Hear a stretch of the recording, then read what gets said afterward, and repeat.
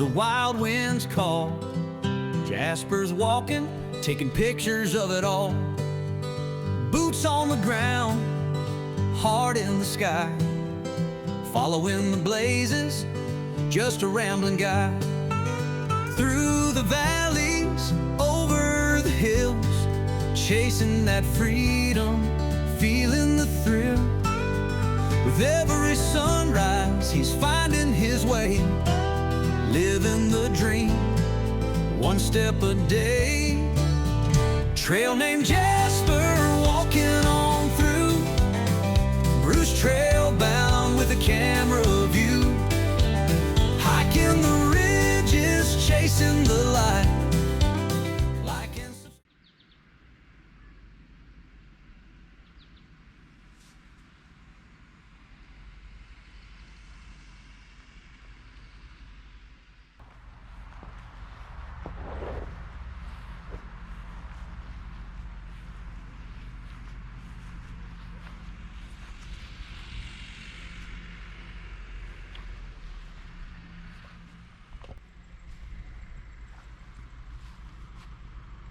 My nature hike 60-liter backpack, my mountain warehouse torrent rain jacket, my outdoor research helium-2 rain shell, my gear waterproof lightweight mitts, and yes, my Big Agnes copper spur UL2.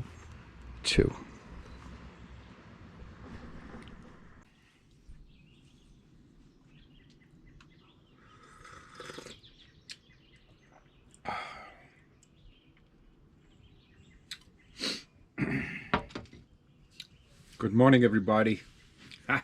Welcome to my day. I think it's the 11th of July today. In fact, I'm sure it is. It's Friday. And I'm just having my morning coffee. Well, and sorting out gear in my gear closet.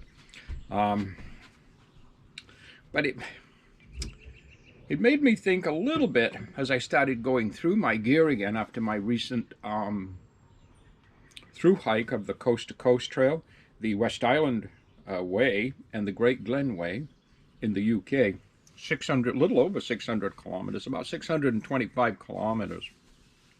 And in that time, in that 625 kilometers, I would say, due to the horrendous winds and a massive amount of rain, hard pounding rains, laying there on a night thinking to myself, in the Lake District Mountains and the moors of the Yorkshire moors and Yorkshire Dales, I thought to myself, the only thing between me and the outside elements, which was sometimes really windy and miserable and wet, was a thin piece of silicone impregnated nylon, sil nylon. And that was the fly sheet of my tent. That was the only thing between me and the elements.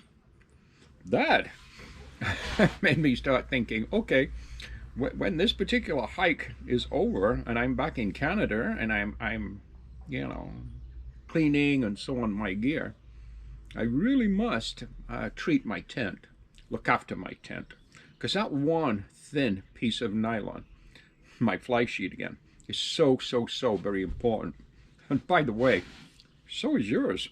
So if you're a through hiker, a weekend hiker, whatever it may be, the only thing that protects you too from the elements on a night is your tent, your fly sheet. That's it. There's no shingle roof or bricks and mortar. It's just that very thin piece of nylon. Having said that, when I got home, I decided, okay, it's going to get a good cleaning as my tent because it's done such an amazing job at looking after me. And it's going to get treated. It's going to get treated for UV. It's going to get a moisturization treating to help prolong the life of that silicone impregnated nylon. And it's going to get a waterproofing treatment. My coffee's good. And I'm also going to clean and lubricate all the zippers. So, to do that, I chose, there's essentially two main brands that I know of anyhow. And if you know of more, please comment below and let us know, because I know of two. One is called, I think it's called Granger or Garner. And the other one is Nikwax products.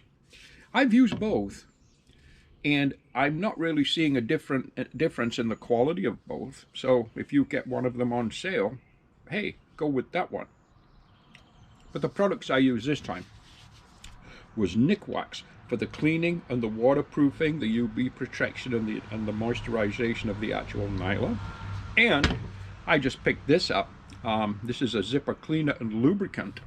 I picked this up from MEC, and that's equivalent to RAI if you're stateside. So on this little brush, open, squeeze, clean the zipper, and it lubricates at the same time, and just a little wipe off with a damp cloth just to remove any excess. Cycle the zippers a few times, you're good to go. It's a very simple product to use. These products, so with Nikwax, the color coding tells you what that product does. For instance, green is a color coding for cleaning. It's a cleaning product. And purple is a color coding for waterproofing and treating product. So this isn't a tutorial on how to do it. The bottles come with great instructions. Also, Nikwax themselves have their own YouTube video explaining how to use their products and what to use their products on. The tent I use, and I've had several, but obviously over the years, many tents, but my tents of choice are Big Agnes, and I've used both the Copper Spur UL2, which I sold, and then I also use, which I'm using now, is my Big Agnes Tiger Wall UL2. And the only reason I changed was the Tiger Wall's maybe 10 ounces lighter than the Copper Spur. And either one of those tents are great, but that's besides the point. That's my personal preference. But Big Agnes recommend these products also for treating their particular tents. Any other, be it silicone impregnated nylon or silicone impregnated polyester. So it could be a sil nylon or a sil poly tent. And there's probably other materials that I'm just not aware of. These products work fine. The tent gear solar wash, spray on, and it's a UV blocker. For tents, backpacks, and outdoor covers. Now, when you're shopping for these products, I will tell you a couple of little things that I have learned whilst I've been shopping over the years for these particular products is they have different ones for different gear, such as rain jackets. If you're treating a rain jacket, there's a gear wash, not tent and gear, but gear. And there's also a gear solar proof, not tent and gear. I am myself, I'm not 100% sure the difference, although I am told by those in the know, people that know more about it than I do, that the tent and gear, using the word tent, it's designed, again, tent and gear, it's designed to seal a maybe slightly wider or heavier weave product, such as a fly sheet of a tent, which you may not have that same weave on a rain jacket, for instance. So there are products for rain jackets, there are products for tents, backpacks, and so on. However, it's not recommended to use a rain jacket waterproofing on your tent, but you can use the waterproofing from your tent on your rain jacket, hence the gear. Hope you got that, and I hope I explained that. And as I mentioned, there's great instructions. I did mine yesterday, and yesterday I did my tent, my fly sheet. I cleaned and lubricated all my zippers. Don't forget to do the bathtub. Do not forget to do the bathtub. I turned my bathtub over, the part that's in contact with the ground, cleaned it with the cleaning solution, treated it with the solar proofing solution. Sorry, cleaned it with the cleaning solution, green top, and treated it, sealed it with the waterproof solution. I also did my backpack, my Nature Hike 60-liter backpack. I also did 3 rain jackets, my Mountain Warehouse Torrent, the one that I got while I was in Richmond on that last hike. I thought I would give it a treating anyhow. Also, I treated my Outdoor Research UL Till, and I also did another lightweight Mountain Warehouse rain jacket that I use. And now I'm starting to thinking about it, I have one more, well, 2 more rain jackets. I have a lot of rain jackets. But I ran right out of product. When I say ran right out, the bottle is empty. I kept hold of the bottle so I could show it to you, but that's got to go in the garbage now. I've got lots of cleaning solution left. This came in a kit for about 39, 40 bucks Canadian. Came in a kit from Amazon, but you can buy either one separate. So I need to buy another one of these, but not right now. It's going to be a year before I do this gear again. But I've got lots of cleaning solution left, and I've got lots of zipper left. So read the instructions carefully and follow them. Pick a nice day, warm, mild, whatever you're comfortable with. It doesn't matter. You are going to wet the tent slightly. Then you're going to use a damp cloth, and you're going to spray it with the cleaning solution. Oh, got it right. The cleaning solution. You're going to let that sit on there for a couple of minutes, and then you're going to wipe it off gently, and it'll take stains with it. Now, no cleaning product is perfect. They're not going to get every single little thing off, but it does make a huge difference. And it also makes a difference on how the material accepts the solar proofing. Solar proofing for waterproof and UV proof. Then you rinse it off. Give it a quick rinse with the hose on a spray. Psh, let it sit. Let it just dry off a little bit. You still want it wet. You still want it damp. Spray. Hold the spray 6 inches or so away from the material. Spray a section. Let it sit. Damp cloth, gentle wipe. Just a gentle evening out. Just removing any excess. Spray the next section. Same thing. Let it dry naturally.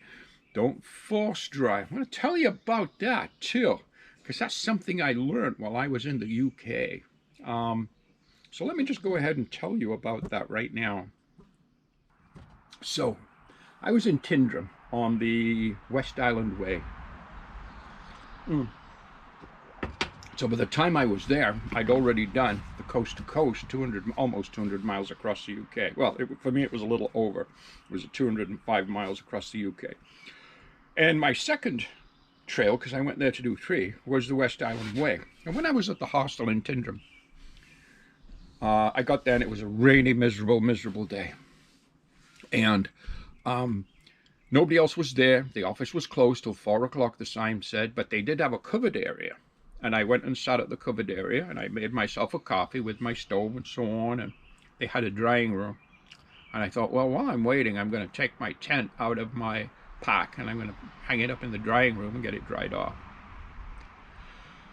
Drying rooms are heated rooms that just force dry materials, shoes, socks, shirts, gear, backpacks, tents. And when the owner came, he started explaining rules, and by now several other hikers had come in. They'd all sat in the shelter where I was sat at the hostel. By the way, I want to tell you something about that hostel. It was the best, the cleanest, the best organized, the best on all the trails I did up to this date in my whole career as a hiker. And I also did enjoy the bivvy on the Colorado Trail in Breckenridge, but this was better. Clean, super well organized. Anyhow, just want to throw that out there. It's called By the Way Hostel, by the way. They have camping pods, tenting, hostel bunks, cabins, the whole bit. Guys from Scarborough is a Yorkshireman. How bad can he be if it's a Yorkshireman? But my first impressions were him. He was a little bit forward, a little bit blunt, a little bit rough around the edges, let's say.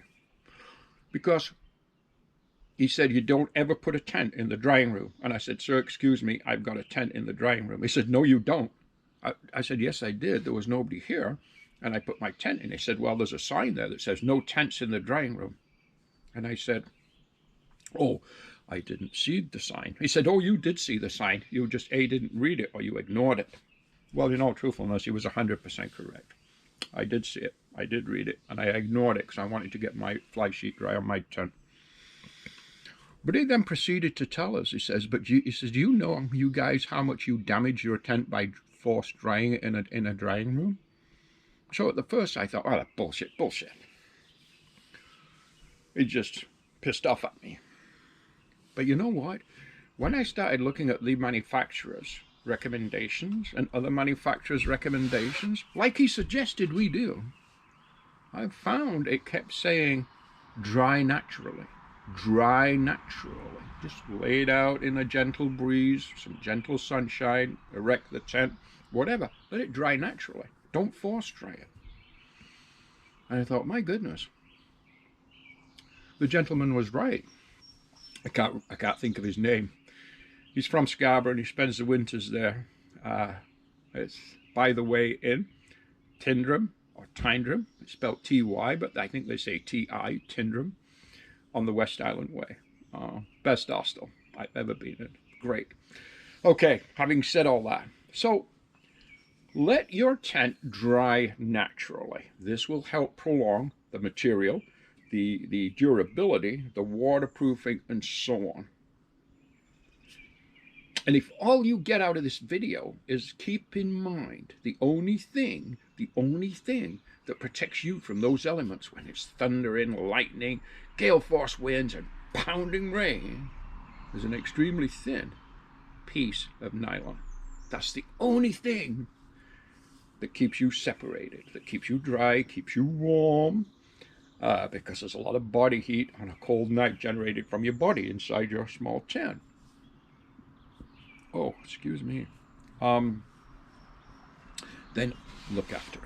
Look after that very, very, very thin piece of nylon. I spent 2 or 3 hours yesterday working on my gear, cleaning and waterproofing, because I've got, in just a few weeks, next month, I've got my next true hike coming up. We will do an announcement video on that.